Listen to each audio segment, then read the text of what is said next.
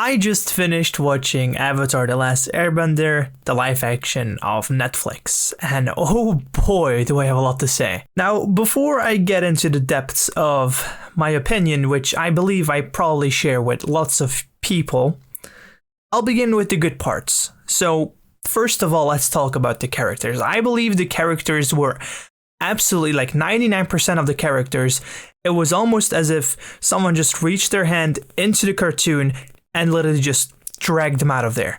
It was crazy how on point Aang, Katara, Sokka, Ozai, and Zuko, Iroh, just all of the characters. If I would have to nitpick, I would say May could have been a little more emo, I guess. She could have been a little darker, maybe. I don't know. I still believe their character was still good. I believe Ty Lee was literally perfect again, as if it was just a character that was pulled out of the cartoon. Like her face, her smile, her hair. Obviously, her hair is the easiest part, but like just the face is almost like identical. And Azula, the same thing. I know that there's a lot of controversy about Azula. I'm just saying Azula looks a lot more sharp. This is not a lie, and I'm not saying, oh, this makes her a bad character. No, we didn't see much of her, but from what I've seen, it does look like she can pull off Azula's character very well. I'm just saying, like, from the looks, those were the least identical looking ones. Anyway, I still believe all of the characters were just beautifully casted. Oh yeah, I would also nitpick one more thing, which also doesn't really matter, but Zhao, I feel like he was a little short. Like when he was standing in front of Zuko, he was the same length, right? And it was like, in the cartoon, he looked a little more intimidating and like grown because he's like bigger than Zuko, right?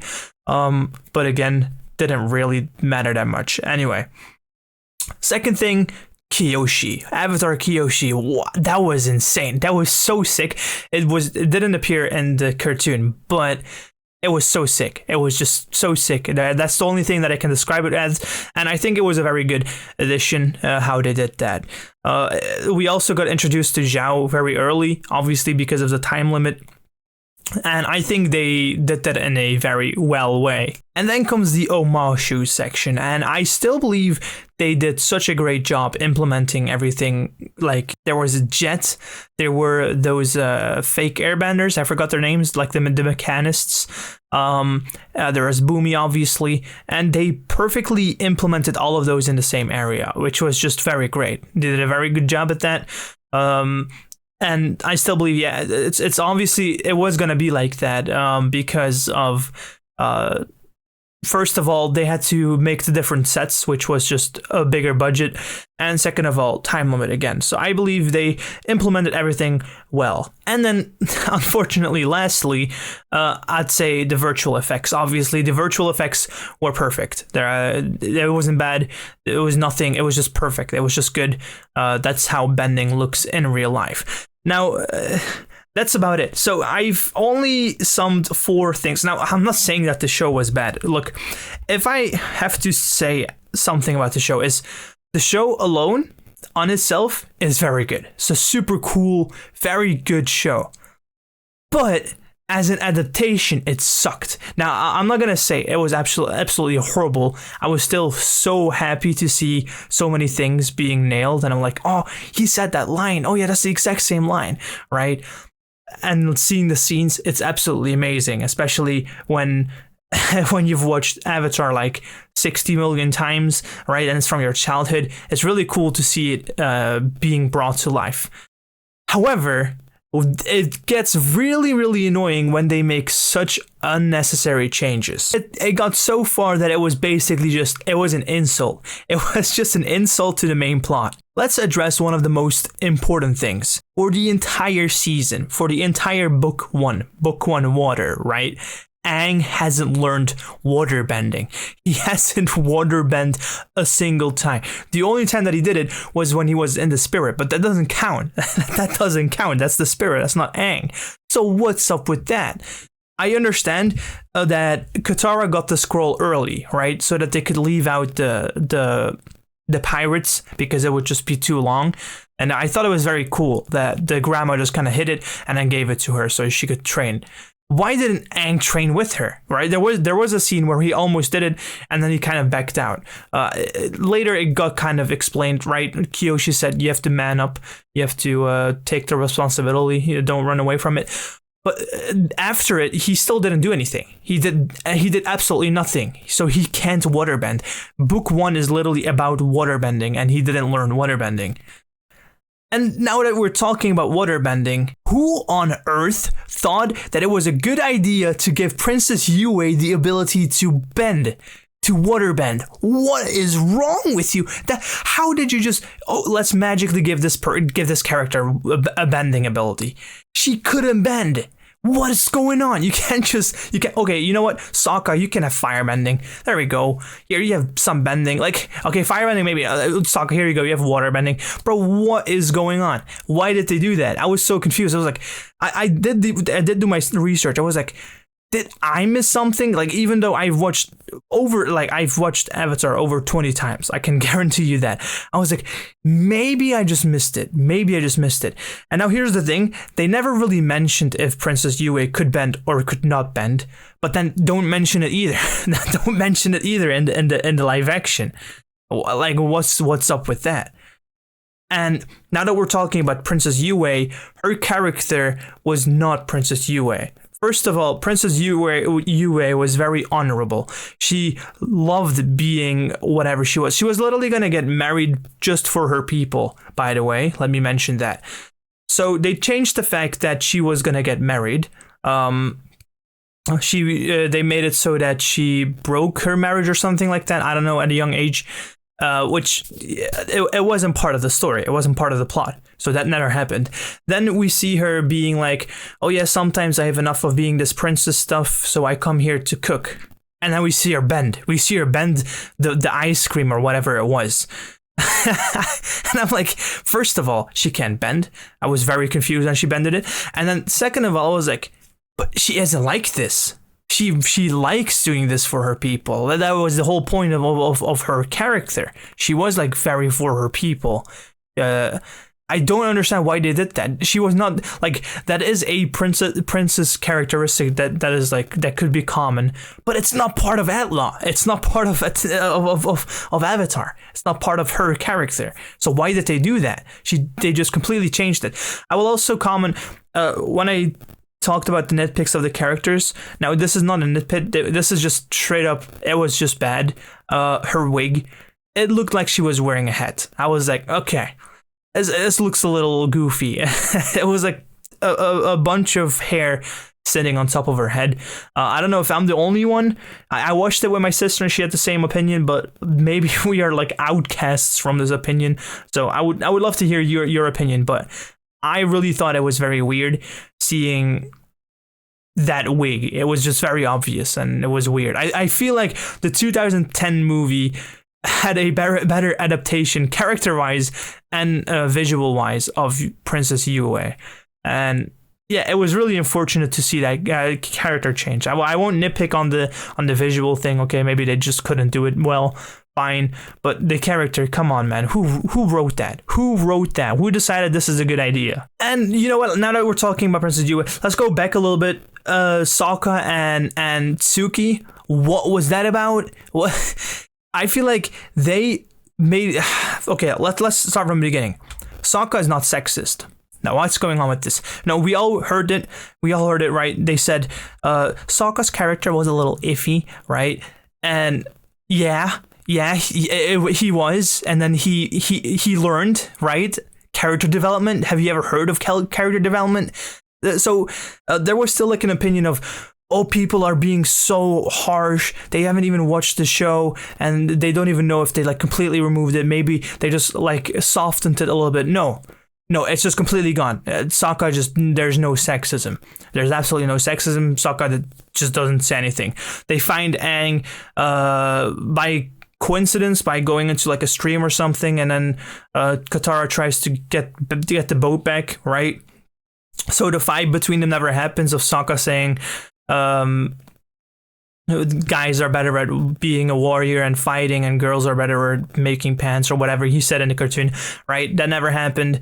And then it also never happened that Sokka was angry that he got owned by girls, right? And it never happened that he went there and said, "Oh yeah, it was just a surprise attack, and that's why that's why you girls got me," right? That never happened. They just he was kind of just like still, "Oh yeah, I'm also a warrior. You know, I'm also a warrior."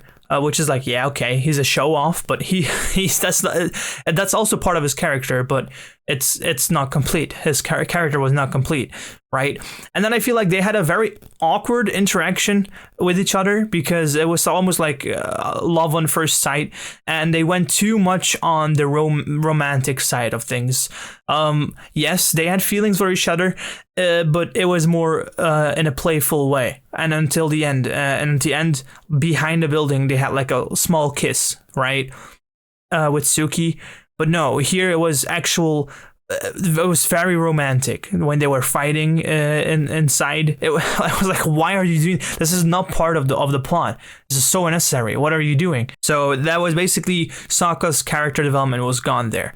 Now that we're talking about Sokka, I'm also going to say, yes, the show was more on a serious tone. There was still like a comedy tone, and I still think that all the jokes that they did pull off were perfect. None of the jokes were awkward. I feel like all of them were just very good, especially Sokka, obviously. I feel like Sokka's character with the jokes is just perfect. He doesn't sound cringe. He doesn't sound awkward. It's just like he pulls it off very well. However, I will comment on the lack of comedy. I feel like there could have been more comedy.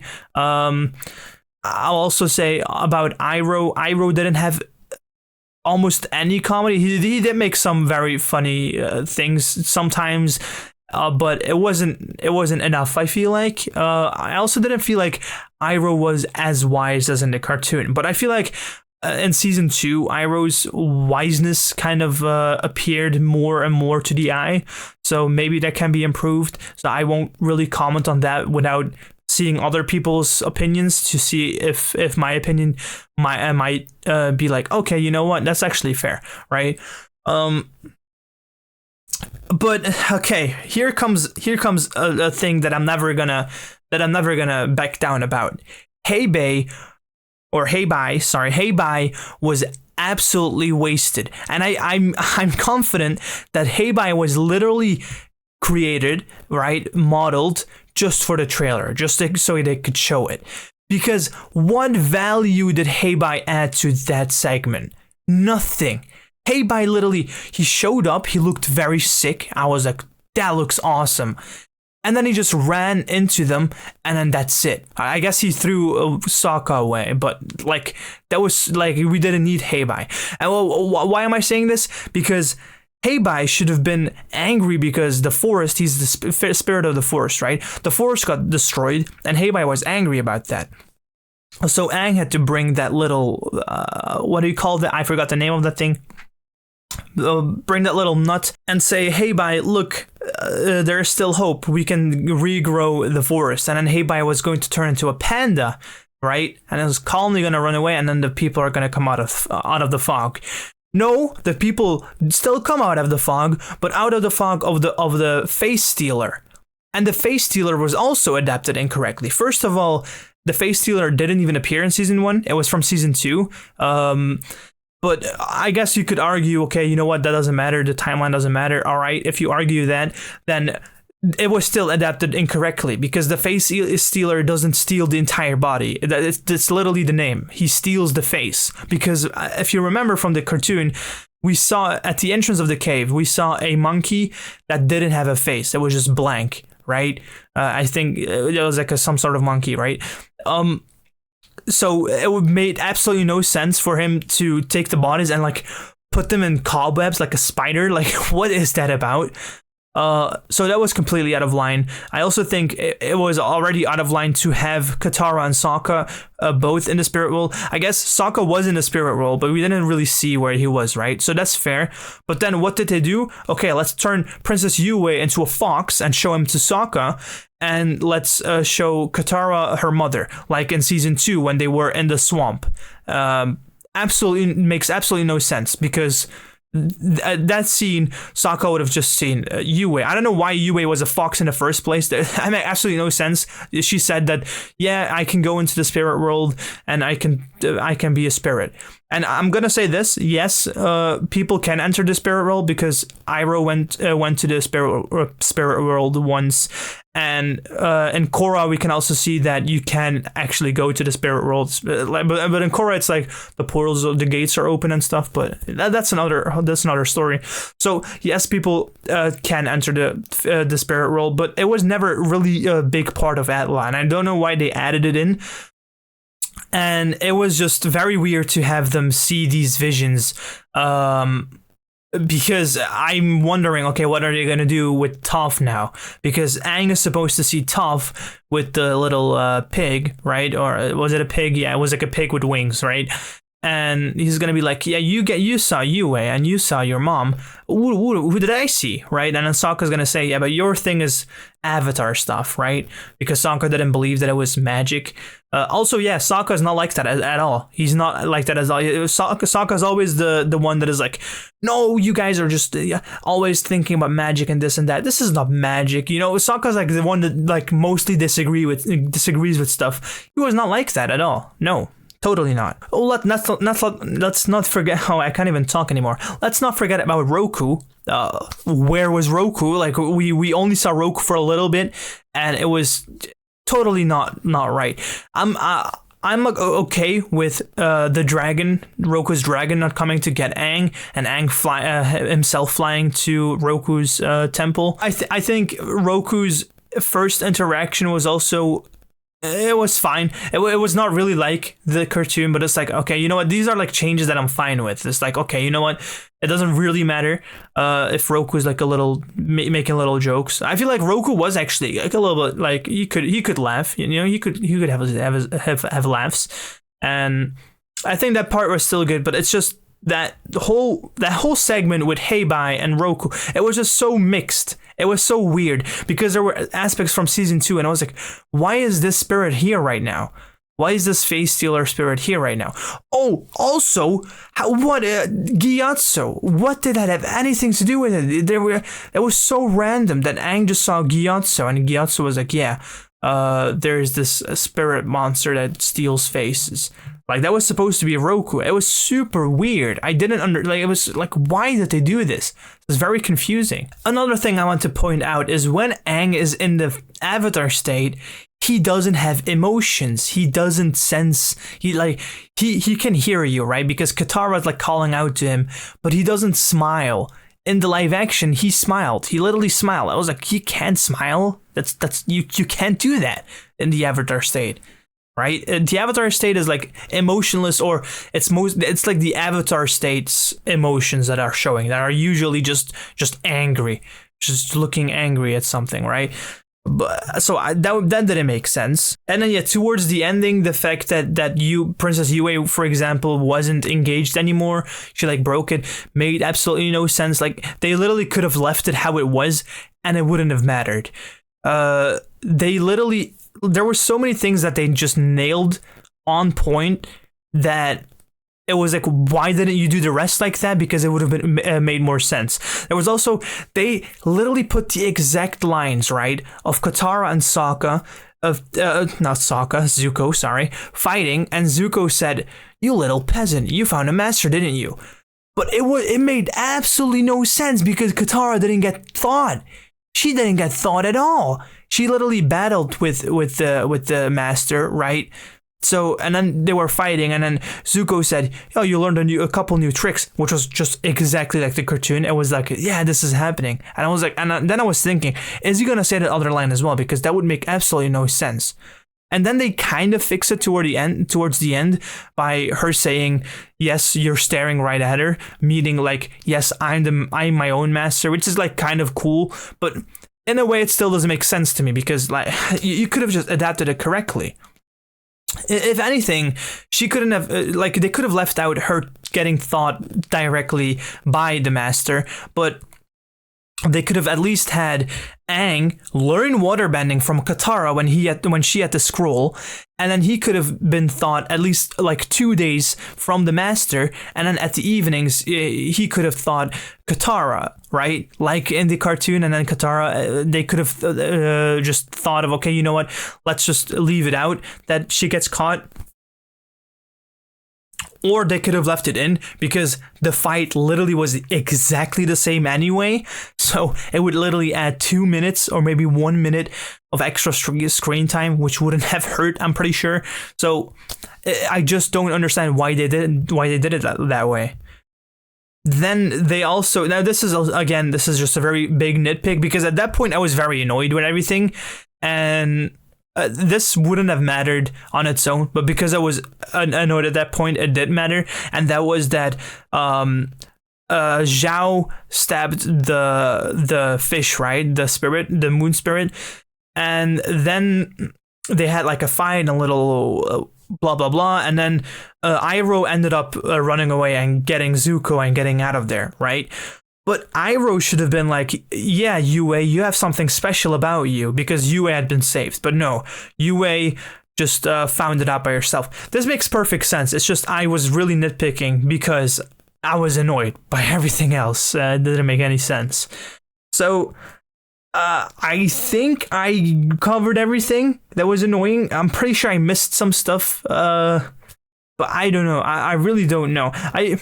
This was my sister comments, and this was my sister's comment, but I was like, I don't think they really meant it that way. And that was that when Zuko and Ozai had the Agni Kai, it almost looked like Zuko was about to win, but he backed off. He backed away, and I was like, no, they probably didn't mean it like that, because I was like, yeah.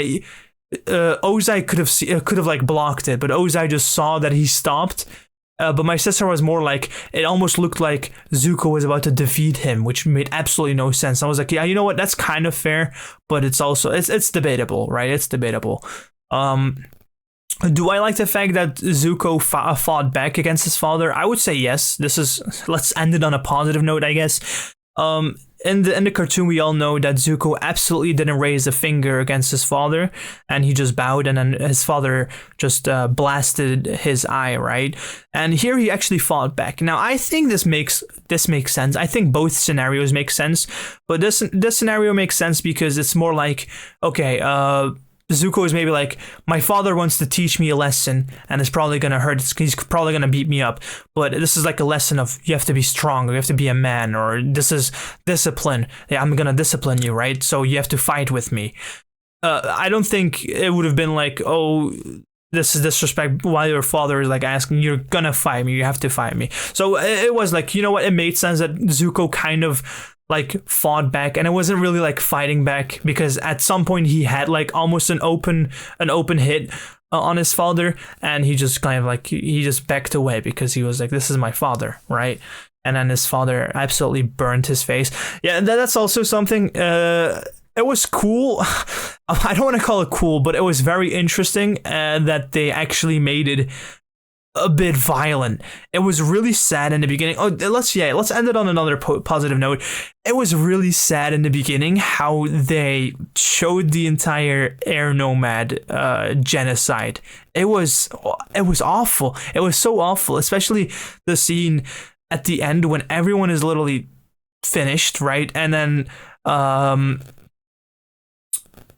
Sozin walks in on Gyatso with all of the children. That was horrible, man. That was so horrible. And yeah, Gyatso fought there, and then we saw Gyatso get burned, and then they like kind of just went away with the, like, they kind of just stopped that scene, but they inclined on, yes, everyone died. So those children, those poor children died as well. That was like a horrible scene, and I'm like, so surprised that they showed us that. But it was TV-14, right? They said there was going to be TV-14, so we were expecting something more violent and more explicit. So yeah, they actually showed it. So that was actually very interesting. And I feel like they nailed it way better than the cartoon with why Aang ran away, and they kind of showed the relationships with Gyatso a little bit more. So that was all better. And now I said that I was gonna end on a positive note, but I just reminded myself relationships. I'm gonna have to end it on a negative note. I'm so sorry, but why was the shipping was so bad? The shipping was so okay. I'm not gonna say so bad. I'm not gonna incline on the bad. All right, it was bad. It was questionable. First of all, we have absolutely no development with Appa and Momo. Momo did save a person, which I found hilarious. I was like, my sister and I looked at each other. Was like, Momo? It was quite funny, and it was very sad when Momo ended up under that rubble, but ended up being saved, obviously. But it was almost like you forgot Momo and Appa existed. And then suddenly they just appeared out of nowhere, and it's like, what is this? What's going on? I feel like we didn't really see the connection that Aang has with Appa and with Momo. We didn't see the relationship between Momo and Sokka, which is like also just very, very hilarious, right? And it's very wholesome as well. So we didn't see any relationship, like any shipping there, right? But then we also didn't see much between the main characters themselves. First of all, at the first scene where Aang goes into the Avatar state, there Katara should have said, "Aang, I know what it is to lose family. I lost my mother." That's when she mentions it, right? But she didn't mention it until the end of the season. That's when she mentioned it, and she's like, "It's gonna be okay because I'm your family. We are going to be your family from now on," and that's gonna calm Aang down, right? But they did it in a completely different way, and Aang showed emotion during the Avatar state. I think, if I remember correctly, because it's been 8 hours, he was almost like gonna cry. I think that was his emotion, and that doesn't make sense because what Aang did was he was just in an angry state, and he landed on an angry state, and when the Avatar state was gone, he weakened because of the energy loss, and then he was sad, and then he apologized that he acted that way, or that he showed his Avatar state there, right? So that made absolutely no sense. And like I said, there was no character shipping. There wasn't much of a relationshipping there. I feel like the characters are way more love, like they are way more in love with each other, if I have to describe it this way, in the cartoon. Now it does make sense. Like you have to consider they did kind of put all of that into an 8-hour long show, right?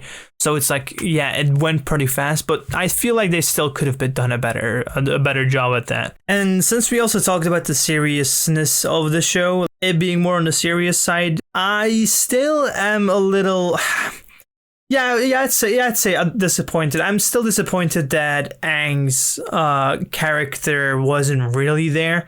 He felt too serious. Aang was too serious. In the cartoon, he was all about adventure, right? Like, yes, there's like they did go more serious about the whole genocide stuff. So I don't know. This is also still debatable, but I feel like they didn't really like show Aang's playful side. For example, when they went to Kyoshi Island, I did show him air scootering, but they didn't show him, for example, surfing with that serpent. That wasn't a serpent. That was a different kind of fish. I don't know what it was, but we didn't see that. I don't know. This is also just it's questionable. It's debatable. The only thing that I'm gonna say, okay, you know what? Let's end it on a positive note. Zuko's plot line didn't change at all. It was perfect. I was in love with it. I was like, yeah, Zuko literally did everything right. I feel like, no, you know what? Azula as well. Azula didn't appear in season 1, yeah, but it was still like, yeah, this does make sense. And then Azula, being conquering Omashu made sense as well. Even though I'm pretty sure in Omashu, Mei and her family lived there, and Ty Lee was in like a circus. But obviously that's just too much. That's just too much. It's too much addition, too much time. So it does make sense that they did it in that way. So yeah, it was quite cool. I also love how Boomy, they didn't have the fight with Boomy as in the cartoon, but they still had it in a very good way. I still feel like Boomy was trying to show Aang, look, you have to make these decisions, and then Boomy's crazy being just was like, yeah, you gotta know how to make this decision, so you gotta kill me or yourself, right? That is Boomy. I would say maybe people are gonna question that of like, this is not Boomy, but when you look at it, it is Boomy. Boomy would do that, being like, yeah, you have to learn how to make these decisions, so you have to kill me because there is a war, right? As much of a goofball he is, that is kind of just he's also that serious. He can be that serious. He's 112 years old, right? So yeah, we still ended it on a positive note. I really loved Zuko's line, plot line. It didn't change at all.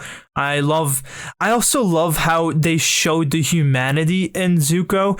I also love that this was not even mentioned in the cartoon, that Zuko's crew was literally the crew that was going to go on a suicide mission, on like a sacrifice mission, and Zuko actually like just carried the burden and saved those people.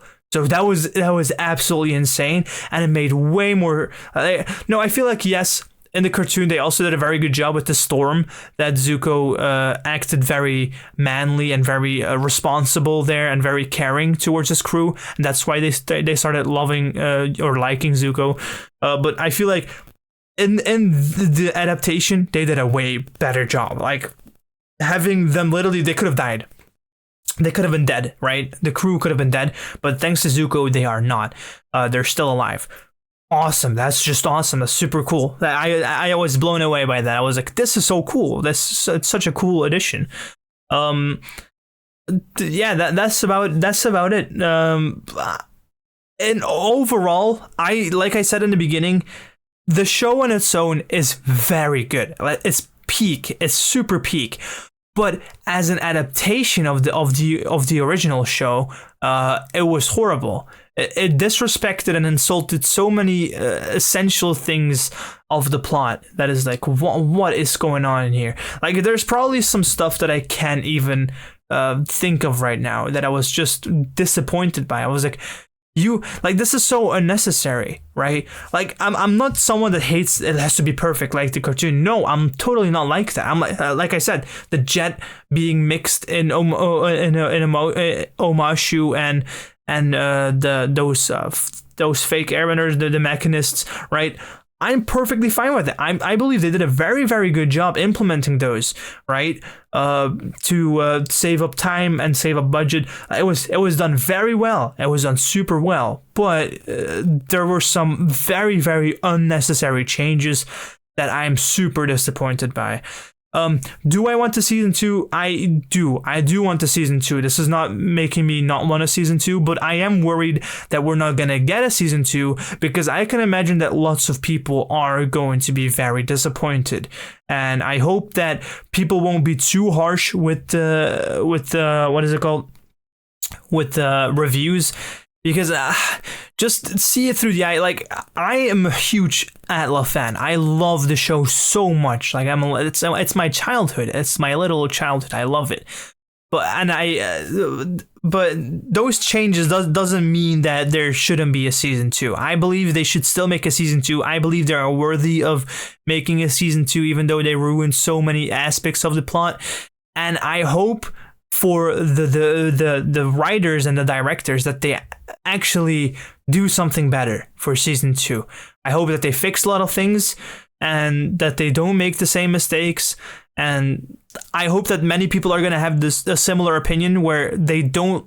I mean, if they like it, I'm not going to say they have to don't like it, but if they don't like it, that they still are like, yes, there should still be a season 2. Don't be too harsh with the reviews. Don't be too harsh on Netflix, because I feel like this is our only chance to get a full adaptation of ATLA, right? Do you want none, or do you want one where you can still believe that they can make something out of it, right?